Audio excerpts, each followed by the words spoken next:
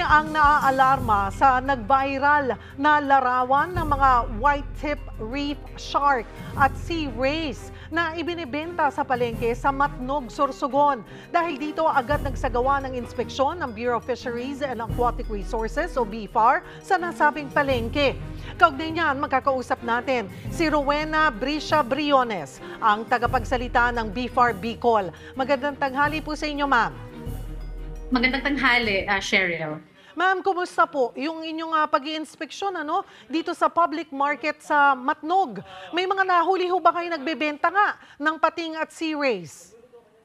Yes po, we have conducted a market inspection and validation po following the viral post doon sa Matnog Market on August 19. And unfortunately, pagdating ng aming team ay abandoned na po yung area, no? But the investigation is still ongoing and confirmed po na nagbebenta ng mga pating doon sa area ng Matnog Market. Although, let me clarify na yung identification po ng mga shark species ay coral cat shark at yung isa naman ay white-tip reef shark. So for the information of everybody, ang coral cat shark po ay hindi nakalista sa protected or endangered species under the Convention on International Trade on Endangered Species or CITES, samantalang yung white-tip reef shark siya po ay protektado or endangered na ayon sa CITES and mahigpit na ipinagbabawal ang pagdakip at pagbenta nito.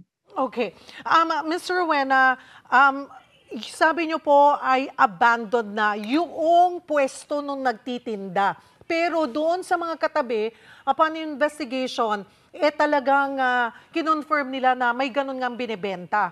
Or Yes po. Isang pwesto lang po ba nagbebenta nito or several? Isang pwesto po.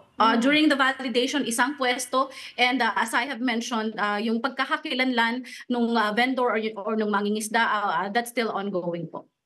Okay. Ano po ang pwedeng kaharapin na kaso kung mahuhuli na po itong nagbebenta at maging bumibili ng endangered species, particular po itong white-tip reef shark?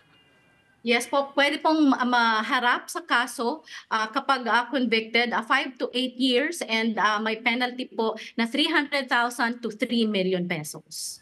Okay. Sa isa pong report, lumalabas, Ms. Rowena, na marami sa mga mangingisda po natin, abay, hindi raw alam na endangered ang ilan sa mga nahuhuli nila. Kumusta po ang information campaign na ginagawa ninyo kaugnay dito? Or at least man lang po to educate yung ating pong mga mangingisda? Kasi huli is huli, kita is kita eh.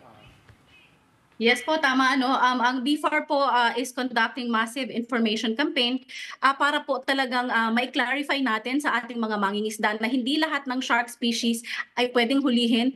There are species na protected and endangered and yun po yung gagawin natin and ginagawa na natin.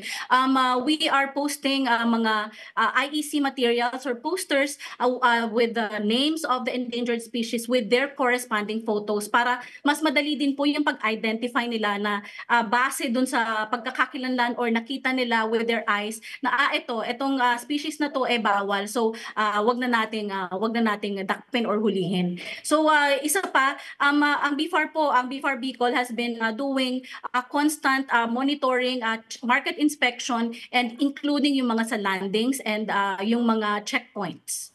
Panghuli na lamang po paalala sa publiko laban po sa panghuhuli, pagbebenta at pagbili ng pating at sea rays. Ang BFAR po patuloy na nagpapaalala sa ating general public na while it's ang ating conservation ng mga endangered species is not only our ethical responsibility, it's it's a fundamental necessity para mapangalagaan natin ang balanse ng ating marine ecosystem. So kapag hindi po pamilyar yung pating or yung species ng pating na nahuli through bycatch ng ating mga mangingisda, ini-encourage namin na kapag juvenile pa or baby pa, ibalik sa kanyang natural habitat. At kung hindi sigurado, makipag-ugnayan sa mga local authorities, sa local government unit, or sa Bureau of Fisheries and Aquatic Resources.